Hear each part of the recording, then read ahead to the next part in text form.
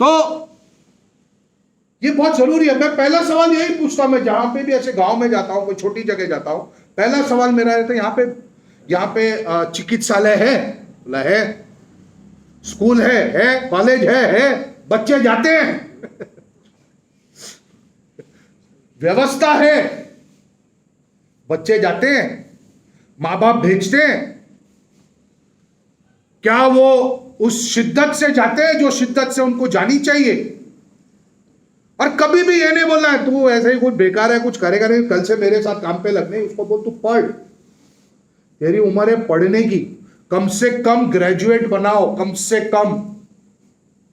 मैं भी बातें कर रहा था, साहब मुझे बता रहे थे कि आपके ऐसे भी कुछ बच्चे हैं जो सीए बन गए, जो दिल्ली में अच्छी नौकरी कर रहे हैं, कहीं नोएडा में गए कोई।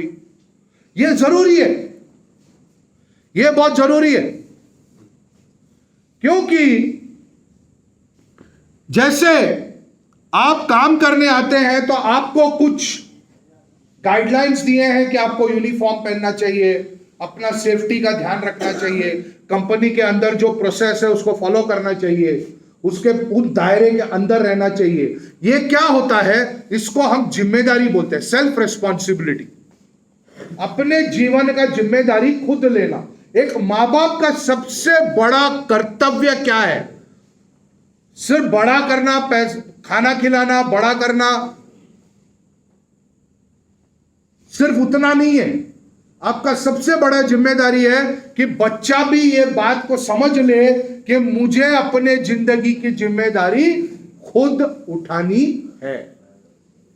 अगर आप अपने बच्चे को जिम्मेदार बनाते हो तो आप एक अच्छे मां बाप हो, आपने अपना काम किया है।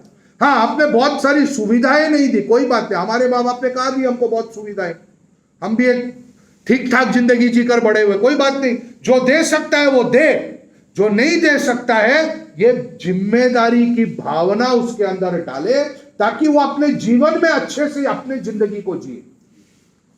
ये सबसे बड़ा कर्तव्य होता है माँ बाप का। और मैं आजकल क्या देखता हूं शहरों में, मुझे यहाँ का ज्यादा पता नहीं, लेकिन मेरा जितना शहरों में से अनुभव रहा है और मैं जो देखता हूं, माँ बाप को लगता है मैं उसको ये भी लाके दूं, वो भी लाके दूं, ये भी दे दूं, वो भी दे दूं।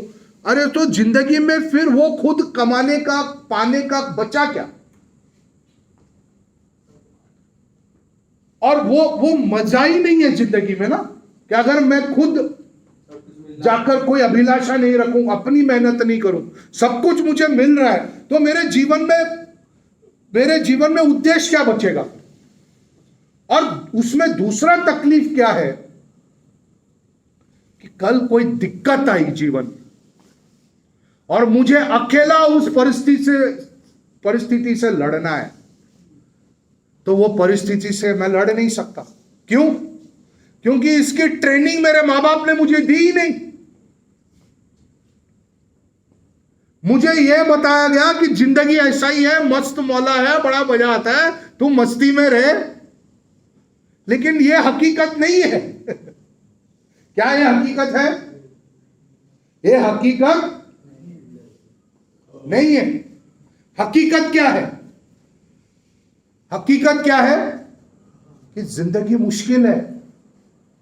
हाँ, उसमें कुछ मजेदारी बातें होती है, लेकिन ज्यादा करके यार मुश्किल तो है। और ये रोज सुबह उठना, तैयार होना, काम पे जाना, पढ़ाई भी करना, फिर बड़ा होना, जिम्मेदारी लेना, परिवार को संभालना, समाज को संभालना, वो इसको हम बंबई में बोलते हैं दिमाग का दही वाला काम।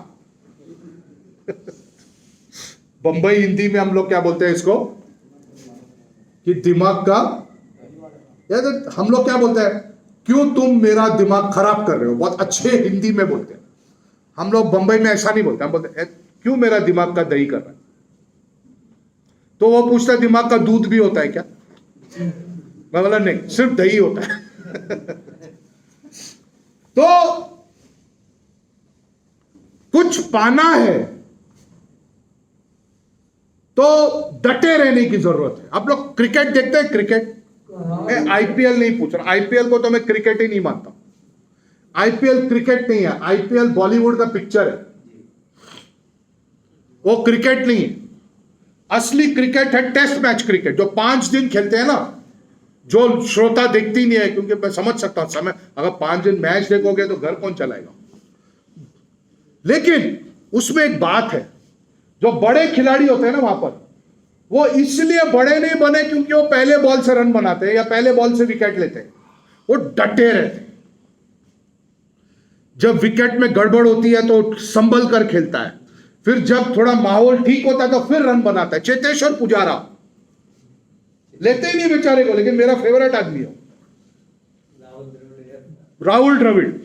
बॉडी पे मार खाएगा, बॉल छोड़ देगा, टुक्कू टुक्कू खेलेगा, बॉलर बोलता है भाई एक बाउंड्री तो मार, बोले